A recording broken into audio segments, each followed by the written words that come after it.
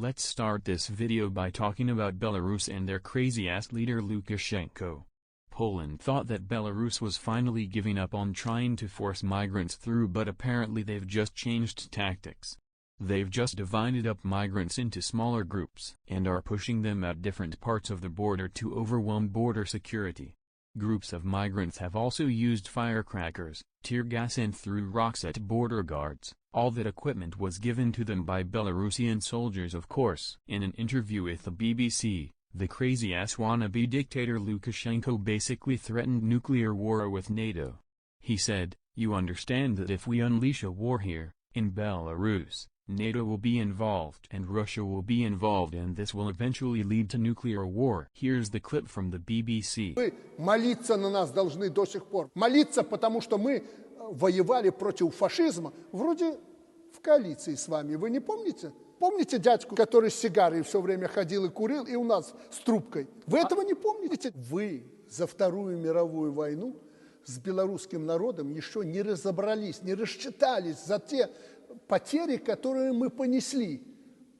Еще только 80 лет, еще 100 лет не прошло с начала войны, а вы уже ворвались опять в этот дом и пытаетесь новую войнушку развязать. Вы же понимаете, что если мы развяжем здесь войну, в Беларуси, будет тянута НАТО и будет тянута Россия. Это ядерная война. Well, he's not wrong, but nobody wants to start a war in Belarus except the psychopath in Moscow who thinks he can get away with attacking Poland and Ukraine forever without anyone fighting back. Now let's talk about Russia. The American medias have finally caught up to the news, days later as always, saying that Russia is preparing to invade Ukraine and will be ready to do so within weeks. Well, yeah, funny how the medias have forgotten that Russia has been waging war on Ukraine for the last 7 years and killed over 14,000 people in the process. Meanwhile, the U.S. has sent 2 refitted former U.S. Coast Guard patrol boats to the Ukrainian Navy. They will arrive today or tomorrow. They will be added to the 2 American patrol ships already in Ukraine's possession. The boats are of the Island class. Their armament includes a Mk-38 chain gun.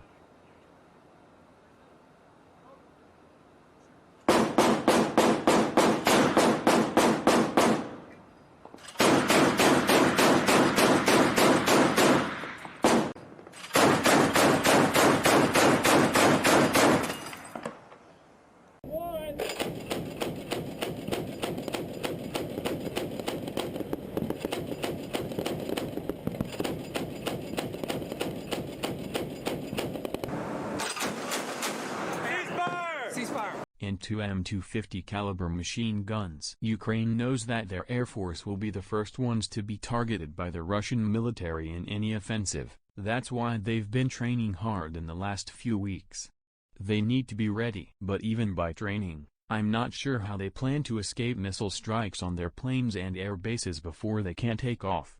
Training is good, but if your planes are all destroyed on the ground, it doesn't really matter. New satellite imagery from Russia shows that there's an increase in forces being deployed at Poganovo and equipment being parked at the Maslovka railway station, getting ready to be shipped somewhere, like Ukraine's border. The trend is continuing. No wonder NATO said Russia is gonna be ready for an offensive in mid-December or early January. Meanwhile, on Twitter, the Russian embassy in the United Kingdom Twitter account is pushing the Kremlin lies that NATO is causing all the problems in the region by helping Ukraine fight back the invasion and occupation of their country. What a joke. I wonder what Russians would say if during World War II Western medias were saying that those damn Russians fighting the Nazis were the ones who caused the World War and all the death and destruction. Let's be real here, the ones who invade first are the bad ones, and this time it's Russia. Earlier today, a United States spy plane of the Rivet Joint type, perfect to spot armed forces concentrations and deployments, circled around the Russian Kaliningrad enclave to watch what Russia was doing. NATO is taking the Russian threats of war seriously. On Thursday, Putin started his speech saying that Russia was a peace-loving state. There's only one response to this. Oh wait, you serious? Let me laugh even harder.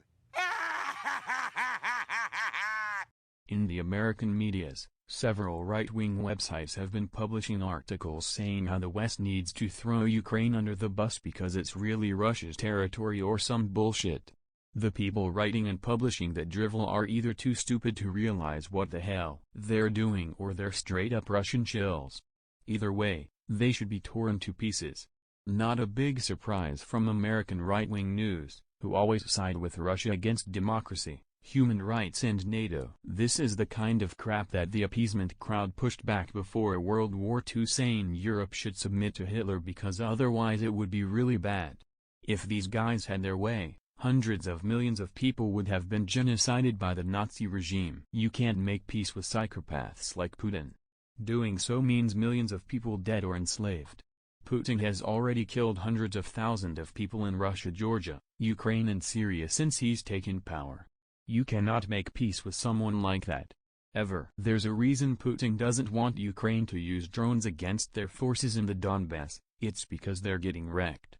Trench warfare was nice in the First World War, but against drones dropping grenades on your head it's worthless. The report on casualties from August 2017 shows 10,000 killed and 24,000 injured. Many more were killed and injured since that time. In the last few days on social medias there have been a significant increase of bot and troll activity of the Russian kind. Anyone speaking against Putin or his crimes is labeled a Nazi or something. Every time Putin commits war crimes, crimes against humanity or starts wars, bots come out in force and attack anyone who dare call Putin on his bullshit. It was like that when Putin invaded Georgia, when he invaded Ukraine, when he helped Assad commit war crimes in Syria, when he tried to murder Navalny and Skripal. The bots say that NATO is threatening Russia and that Russia will nuke people if anything happens.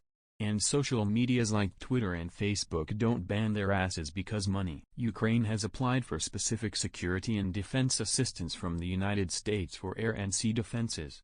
For sure Ukraine would love some epic anti-air and anti-ship missiles to fight back if Russia attacks them, but so far, the United States is just analyzing the needs of Ukraine, and it's doubtful Biden will send them any real hardware unless something drastic changes. Ukraine has been testing their Alder missile system yesterday and all missiles hit the targets as expected.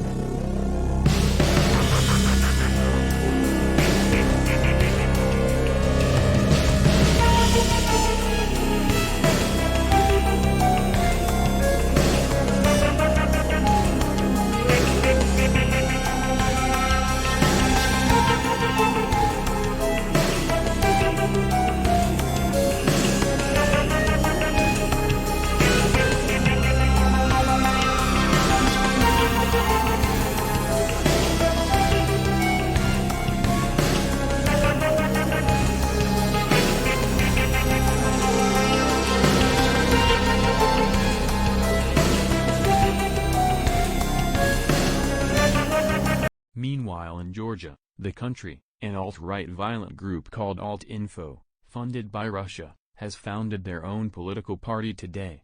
They want to integrate Georgia under Russian economic and security framework, including allowing Russian military bases to be built in their country. Basically, Russia is creating fake political parties so they can take power and hand over their country to them. Clever. The next Georgian election is scheduled for 2024. Alt-Info is a right-wing conservative party. It's basically against women and minority rights. Loves Trump and Putin. They are homophobic, xenophobic, anti-Western and anti-liberal. They're basically Nazi trash.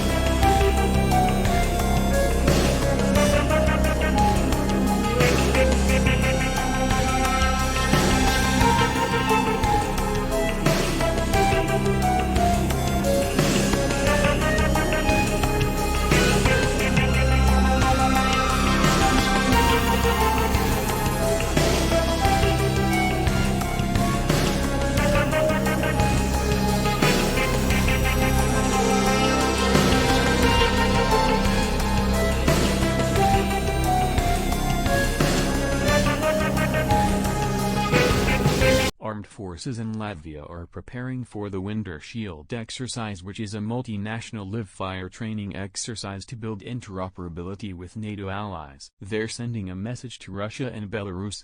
We will fight if you screw with us. The drill will take place between November 22 and December 4.